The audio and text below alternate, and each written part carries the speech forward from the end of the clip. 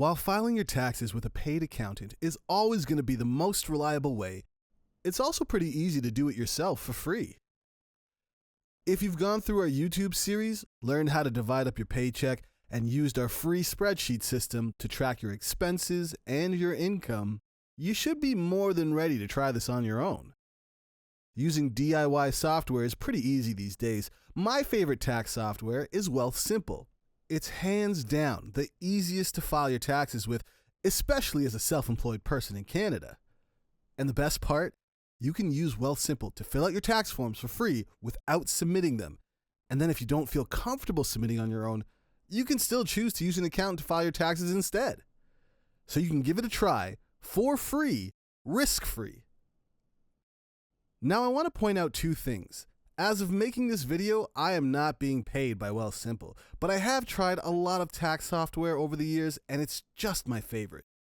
Number two, I am not an accountant, not a CRA employee, just a community educator with over 20 years of experience running a few businesses. So everything shown to you today is meant to be entertaining educational suggestion. Edutainment, if you will. Before we dive in, we want to have a few things ready.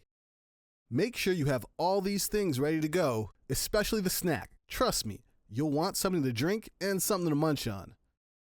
If you haven't checked out our Getting Ready episode, you might want to give that a watch too before taking a run at your taxes. Now, let's dive in. We're going to do a basic return for a self-employed person, and then we'll look at some more advanced entries for specific cases. We're going to do this step by step, but if you want to skip ahead, check out the chapter menu if you're looking for something specific. Deep breath. We got this. First steps, Google Wealthsimple Tax or click the link in the description. Create a Wealthsimple account, email, and password. Once you've done that, click Tax. It'll ask you to create a profile for the most recent tax year, but if you want to do a different past year, you can do that too. It'll ask you what kind of plan you want. They have paid plans, but if you're filing just one return for the year, go with the basic, because it's basically free. You'll create your profile by filling out your name, SIN number, date of birth, all the things you need to file your taxes. If you're a newcomer to Canada without a social insurance number, you can try to put in your TTN or ITN number here. If Wealthsimple doesn't accept it or you don't have any tax numbers yet, then you'll definitely have to use an accountant to file your taxes. Check out our Filing with an Accountant video to learn how. Once you've filed your taxes for the first time, the CRA should send you one of these numbers to file your taxes next year. Preferred language, English for me. Am I a dead person? No. You should have the option to auto-import your T-slips and other tax info from the CRA. This will import into Wealthsimple the digital tax forms that you were hopefully sent by physical mail. If this is the first time you or anyone has filed a tax return on your behalf, or if you're doing this return for a tax year 3 years or more in the past, you won't have this option. And you will have to add things in manually, but not to worry, because we show you how to do that in the next section of this video. To use the autofill, we click Import Forms, agree with the terms, authorize with CRA, log into your CRA account either using your CRA or bank credentials. You'll see a window with your SIN number. If it's correct, click Next. Once you're connected, you'll see a list of slips and info to be imported from the CRA to your Wealthsimple profile. Before importing, you can take a look at the info for each if you want. If there's a slip you don't want to import for some reason, click Don't Import. Make sure all the slips you have physically are here. If there's a physical slip you've been mailed that doesn't show up here, we'll have to put it in manually later, and that's okay. If you have T-slips, RRSP slips, or previous year info, all of that will appear here in the Manage Tax forms. Any tax info that was imported will have this autofill label on it. Your Netfile access code should also automatically have been filled out. If it wasn't, you can always find it in your CRA portal under tax returns. If this is your first time filing or this is for an older tax return, you'll have to file without a Netfile access code, and that's okay. Moving on, we finished the About You section. These questions are pretty straightforward. Mailing address, did you live in Canada last year? Which province did you live in? Basic questions, do you still live there? Marital status, other general questions. The last question should be, were you in prison for 90 days or more in the tax year? No. Next, Did you live outside of one of these major cities? Our example person lives in Toronto, so I'll say no. Depending on your province or territory, you'll see different cities here. Do you want to be an organ donor? If you live in Ontario, you'll be asked if you want to apply for the OTB. It's a combination of a few tax credits, and there's no downside of applying. If you qualify, you'll get it. If not, you won't. If you live in another province or territory, you might see another tax credit here, or you might be automatically signed up to apply for it. Are you registered for the MyCRA account? Hopefully you are. If you haven't already, make sure you sign up for the online mail. Next, we move on to employed income because it's the easiest. But if you don't have any employed income, you can skip on to the self-employed section. If you've auto-filled your return, you should see your T4 slips under Manage Tax Forms. Your T4 slip is a report of all your income from an employed job in the tax year. In this case, a restaurant. If you got it automatically imported, you're pretty much done with your employed income. If you don't see the T4 slip section, but you do have a T4, you can always add it in manually. Manage, add tax forms, T4, employment income. And we can add this info from the T4 slip if we have a physical or digital copy. Employer's name, box 10 is province, and the rest is easy. Just match up the box numbers that have amounts in them. If you have more than one employed job, you can add another T4 here. Now, if you have an employed job where they take taxes off your paycheck, but you didn't get a T4 in the mail in time to do your taxes, you looked at your CRA portal in the T-slips portion for the tax year, and it's not there, and so it didn't get auto-imported as a T-slip, you can manually add your employed income from your spreadsheet. For your employed income, if you've been manually adding your year-to-date earnings and deductions from your paycheck, as we discussed in our income video, then when you hop over to your taxes tab, you can see your employed income here. If we do a side-by-side, we can copy the amounts to our Wealthsimple form based on the box numbers. And that's it. Next, we move on to the main event, the self-employed section. Now, if this isn't your first year running your self-employed business and you auto-imported your CRA info from previous years, if you click the Manage Tax Forms, you might see your business info and description from last year has already been imported. If not, we have to add it manually. Click Manage, Add Tax Forms, type in Business, and you're looking for this form, the T2125. Enter in your business name, and if you have a sales tax number and you've entered it into your spreadsheet, it should be right here on your Taxes tab. Copy and paste that sales tax number here. Make sure there's no space here and that you have all the characters and digits. Note that if you live in a province with PST or RST, you won't be asked to put that number here. We're going to keep this as business unless your business is only commissions. For our basic demo, we're going to assume your business is being run out of your home, you're the sole owner of your self-employed business, and that the fiscal period was January 1st to December 31st. Now, this is where you tell the CRA what your business mainly does. You have a basic description and industry codes. The code section has a built-in search function, but it's easy to put in the wrong code sometimes because a lot of businesses have similar descriptions. These are a few of the codes for businesses that I've helped people with, but you can search using the built-in search function or use the Stats Canada search to find something that works for you. We're going to use the example of video production and the industry code that goes with it. Moving on to the main section, income and expenses. Now, before we dive in, we have to talk about T4As. If you don't have any T4As, you can skip this part. A T4A is similar to a T4. If you're self-employed, but you've been paid a lot of money by a single company, they'll often send you a T4A, which is a report of all the income you've been given from that company for the year. When you have that T4A or multiple T4As, you'll want to enter them here in the T section of your spreadsheet. T4As, name of the company, year, and match the box numbers. If you have more than one T4A, there are more than enough columns to enter them all in. Now in Wealthsimple, your T4A should have been auto-imported when you did the CRA autofill. But if they aren't there, you'll want to add them in manually. Add tax forms, search T4A, grab the one with Other Income. Now you can add in the info from your spreadsheet or directly from your T4As. All the info from the first T4A matched up by box number, and then all the info from the second T4A. Two more quick things about the T4As.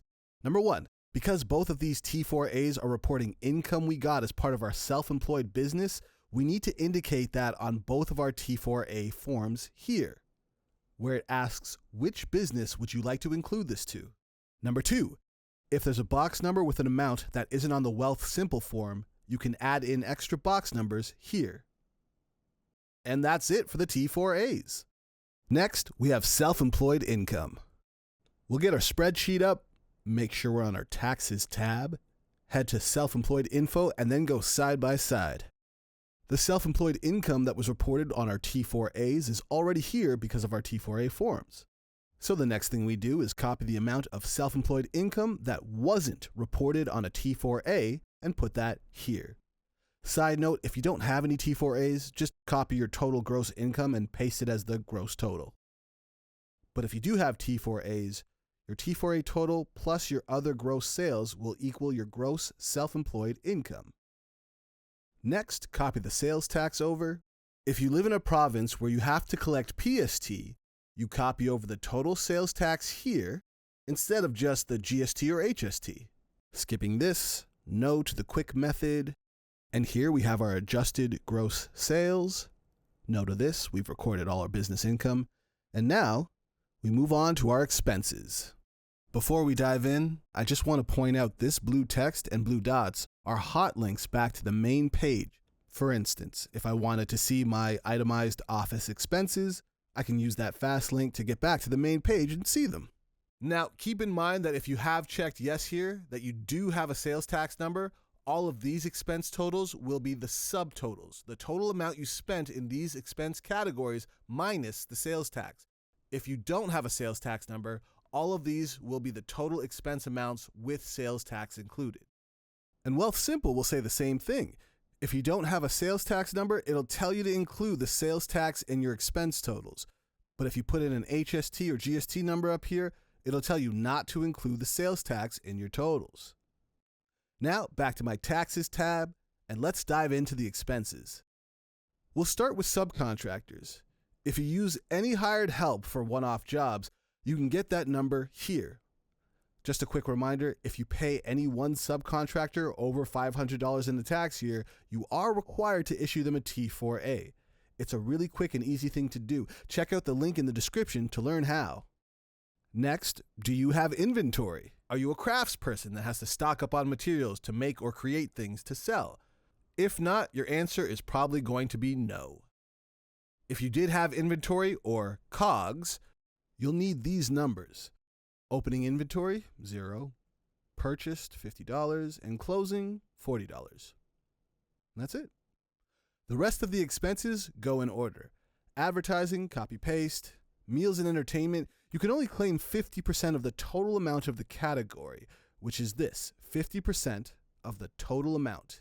Skipping over the expenses we don't have in this example, we got dues here, copy-paste, office expenses, copy-paste, supplies, copy-paste, professional services, copy-paste, management and admin, maintenance and repair of business equipment, travel expenses. Last here is shipping costs for business, copy-paste. We're not doing any of these because these pertain to rent, property taxes, and utilities for a business location or a storefront that you have for your business. And this is for a business phone that is separate from your personal phone. And we're not doing a storefront for this example. The last business expenses here are a little more in-depth. We'll start with the vehicle expenses, but if you don't have a vehicle, you can skip this section. On the vehicle expenses line, use the arrow fast link in your spreadsheet and the arrow on Wealthsimple. That takes you to the vehicle section for both. If you've been keeping track of your mileage, your business drives, and vehicle expenses, all of your vehicle expense summaries should be summed up here. Now, if you've auto-imported your CRA info and this isn't the first year you've used this vehicle for business, you might see your vehicle info come up automatically, but we're going to show you how to input it manually. Click I need to calculate, put in the make and model, kilometers driven, and kilometers for business. Then vehicle expenses. Depending on your car and whether you're leasing or financing, you'll see different information here, but in this example, it's gas, car insurance, license and registration, repairs. Skip this for now. Copy over the other vehicle expenses, and if you want, you can click on this dot to see what you put in there and enter them in as a description. Then back to the Taxes tab. Then we put in business parking. Nothing for this because most likely you just have regular car insurance. And don't forget, if you need to, you can use the blue titles to link back to the main page. Now, here's the tricky part of the vehicle. Did you lease or finance? Financing is the easier one here. If you financed, you put the total interest you paid on finance payments here. If you financed it the whole year, it's 365 days. If you didn't finance it the whole year, Google how many days between the date of when you bought the car and December 31st of the year you're doing taxes for. The Google overview will give you the number of days, and you type that in. If this was your first year using this car for business, then put in your class. In the spreadsheet, it says minus class 10. Put in the additions price, and you're done with that. If you've been using this car for business since before this tax year, then you'll put in the class number and the UCC start if it isn't already here. Now, reversing course, if you're not financing but leasing the car, it's a little trickier. Enter the year you started the lease, the total you spent on your lease this year, which is here. This one can be tricky. If you've been using this car for business in prior years, then this number is most likely this number times the amount of prior years you've been using the car for business. And while the CRA does love exact numbers, this equation will probably be good enough as long as your lease rate hasn't changed over the years. But if you have kept track, feel free to put in an exact number. This one's a little easier if you remember roughly when you bought the car. What you want to do is Google how many days between rough date of when you bought the car and December 31st of the year you're doing taxes for. The Google overview will give you the number of days and you type that in. Hopefully you remember what the list price was for your car when you bought it, but if not, Google again MSRP of make and model of the year of your car in the year that you bought it in the province that you bought it. And you'll see that the leasing value has been filled in. And that's it for vehicle expense. Scroll up, collapse it, and it's back to self-employed info. Next, we're going to look at our CCAs, but if you don't have any CCAs, feel free to skip this part. Use the fast link arrow in Wealthsimple and in the spreadsheet. The spreadsheet shows you the totals for all your fixed assets that depreciate over time. Super easy. We're going to calculate them. We need one item for every class that has either an addition or a UCC start amount from last year. Starting with additions. Add one line for each class that has an addition amount. Types, addition equipment, classes, in this case 50, 12, and 8. If you want to add the details of what's in the class, you can use the hot link and write in the stuff you bought for that class. Make sure these are unchecked. If you've designated some of this for personal use, you can put this in here, but usually you'll just leave it empty for 0. Enter the addition amounts. If there's a UCC start amount left over from previous years, enter that in here for each class. If there was a class with a UCC start amount but no additions this year, add another class down here for that and enter the UCC start amount unless it's already here because it was auto-imported. One last note about CCAs. At the end of the year, when you're making the next year's spreadsheet, you want to copy the UCC end from this year to the UCC start of next year. Remember, these big ticket items depreciate over time. So we write off the cost over multiple years. This is us carrying forward the amounts from this year to the following year. And that's it for CCAs. Scroll up, collapse it, and it's back to self-employed info. Next is an easy one. We're looking at other expenses. We're just going to copy over the other expenses total. But if you'd like to type something in for the description, you can type in what you've spent money on in the other expenses categories. There's a finite space here, so use short forms if possible. Lastly, we are looking at business use of home expenses. Hit the business use of home fast link arrows and we'll breeze right through it.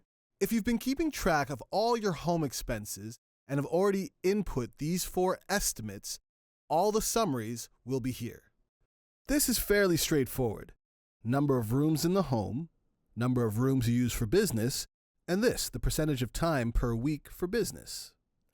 Next, it's the home expenses. Utilities, heat and electricity, tenant or home insurance, any maintenance or repairs. This example is a rental, so not worrying about these. Other expenses, which includes rent, so it's this number here. In the description, we'll put if it was just rent, or rent plus whatever else is here. And that's it for business use of home. Scroll up, collapse it, and we're done with our self-employed info. Heading down to the tax receipt deductions, we start with charitable donations. Add tax forms, donations and gifts. There are a bunch of options, but mainly it'll just be charity. If you want, you can put some of your donations in the description, or you can just write various charities and then put in the amount. Make sure the charities you donate to are registered charities and that you hold on to the tax receipts somewhere you can find them, preferably organized by year, just in case of audit. Next, we're doing medical expenses. Add tax forms, medical expenses, put your name in. This is me or my partner. Put in the types of medical expenses you incurred. Most likely this will be regular. And put in the total for medical expenses. You can also add more lines and itemize them one by one if you want. The travel one is for very specific circumstances, so if it doesn't apply to you, just say no. We'll come back to first home savings accounts later. If you donated to personal RRSPs this year, add tax forms, RRSP, contributions and deductions. Hopefully you've added your deduction limit to your sheet. If not, you can go back to the main sheet and follow these instructions on how to check it. Once you've entered in your deduction limit, if you've already added your contribution amounts to the first and second periods, back to the tax page, enter the limit, yes. The first 2 are the 2 contribution periods. Add the ones that have contribution amounts, descriptions, RRSPs, amounts. These 2 will most likely be no, and that's RRSPs done. Have you registered to pay into employment insurance as a self-employed person? Not a lot of people opt into it, but if you want to, or you want more information on what it is, you can go back to the main sheet and click the hot link to find out more. If you do end up registering to pay into it through the Canadian website, make sure you toggle it to yes on your main sheet. If you choose to, we gotta add tax forms, EI premiums on self-employment, and click yes. Done. If you paid any of your student loans in the tax year, and you were recording just the interest portion of your student loan payments, add tax forms, student loans, interest paid on student loans, type in the description, maybe the type of student loan, back to our tax tab, and copy in the amount. And we're done with student loans. If you live with a disability, you've registered it with the Canadian government, and you've toggled yes to that question on the main page, then we can get you some extra tax credits from the CRA by going to Add Tax Forms, DTC, Disability Amount, and we simply click Yes, and that's taken care of. To register for the DTC or to see if you qualify, check out the links in the description. Now this is the Canada Workers Benefit. It's a benefit for low-income Canadians. If it says don't forget to apply, then we can apply for this benefit that will serve as a tax credit for you. Simple as add tax forms, CWB, Canada Workers, claim yes. Are you eligible for the DTC? Then yes. If not, then no. Do you have dependents? And this will most likely be no. Now, if the sheet says you aren't eligible but you want to apply just in case, you definitely can. The Wealthsimple software will run the numbers, and if you don't qualify, it just won't apply the benefit. Next, If you have other employment income like tips from a server job and you want to report that income, add tax forms, tips, royalties, occasionally earnings, put in the amounts where they go. You probably didn't have any tax withheld. If you decide to pay tax on this extra income, you can also elect to pay CPP contributions on this other income. You don't have to, but you can.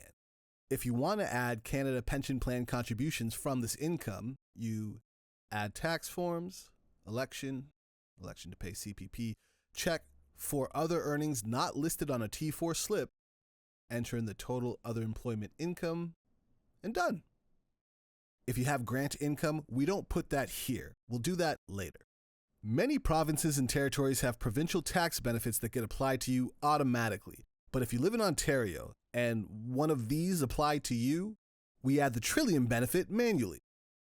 If you don't live in Ontario, feel free to skip this next bit. We have to add tax forms, Trillium. First one, yes. Second one, yes, only if you live in Northern Ontario. If not, then no. Then you fill these out. Usually just one item. Wherever you lived, did you pay any of these? Or did you this year at all live in student residence? If it's just rent, then down to self-employed info, down to the business use of home, fast link, rent only. Copy that over. No to this, and then it's just the address, the postal code, number of months in the tax year that you lived at this address, was it a care home, and then the sum of the numbers from any of these boxes that you paid to live here, and then the town or city you lived in. If you lived in more than one place, add another address. And that's it for Trillium. Now, in a minute, we're going to go over a few extras, but for a basic self-employed return, that's pretty much it.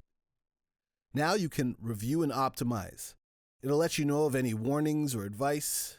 There might be various things here, but take them one by one and you'll be okay. This one is tricky because we already did business use of home for self-employed income. But if you have an employed job, like a government job, where you also work from home, you can check out this application. And if you have a digital news subscription, check this out as well. But for now, close.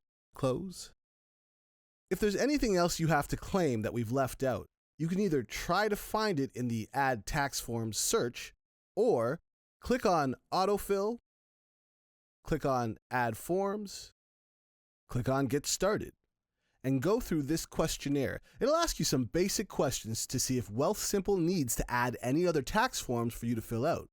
Forms you've already added will be grayed out. Once you've finished that, you can see an overview of your return.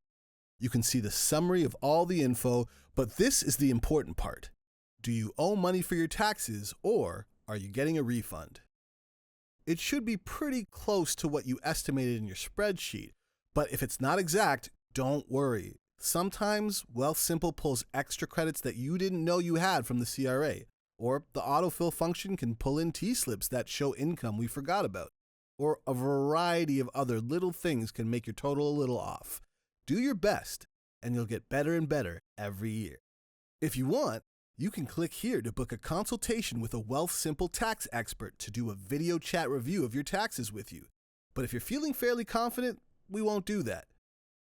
Once you've finished your review and optimize, you can submit your taxes and save a PDF copy to your computer, which you want to put into your finances folder for the tax year.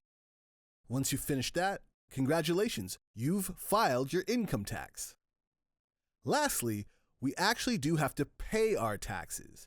Now, if you're getting a refund, you don't have to worry about this. But if you owe money and you have the money to pay because you've been following our system and putting some money aside from each paycheck, the easiest way is through your online banking system.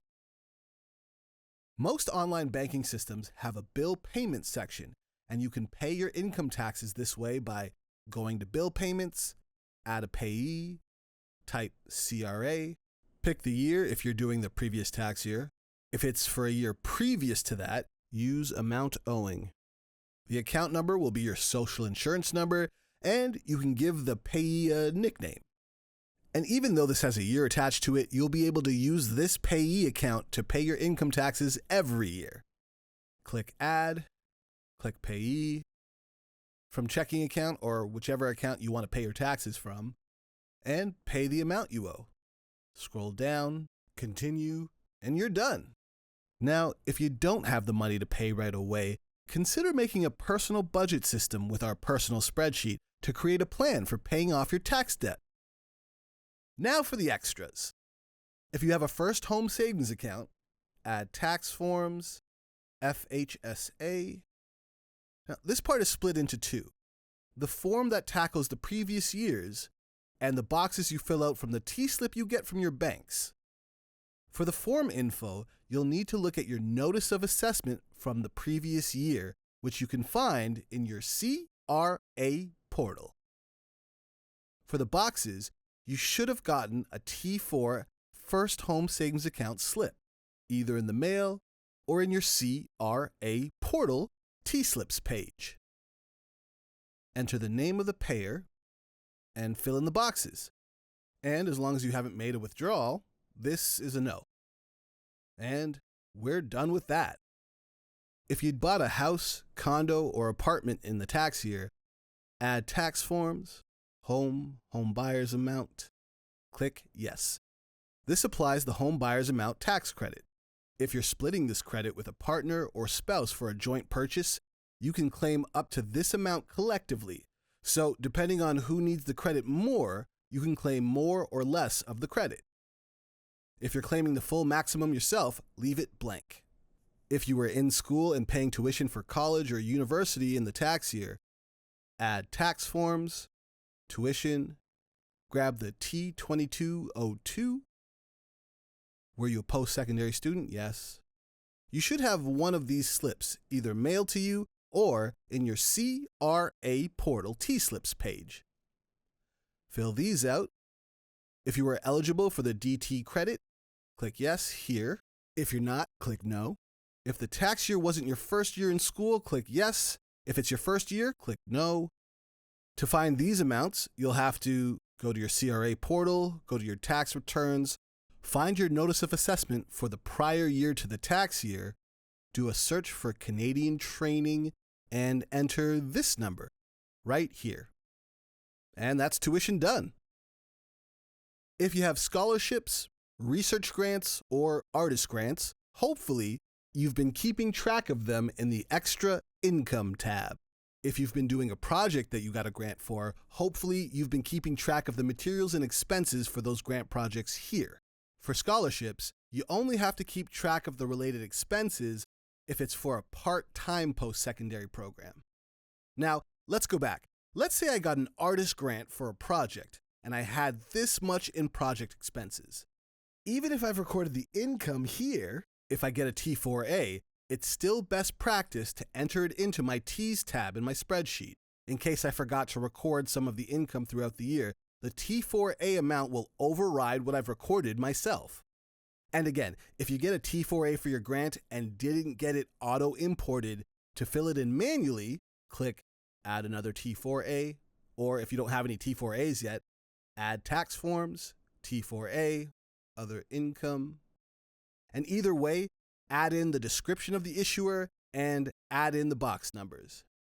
Now, no matter if your T4A was auto-imported or manually added, we now have to tell it what kind of income that is, and we have to go back to our Taxes tab, Grants, and subtract these related expenses.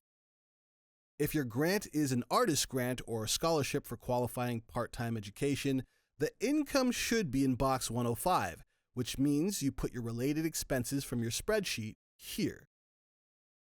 Let's say instead of an artist grant, we got a research grant. The income should be in box 104, in which case you add a box 104. Put in your grant income minus your related expenses in this box. So in this case, $1,925 for the grant minus $1,221.18 for the related expenses, which means I only put $703.82 into box 104 in Wealthsimple.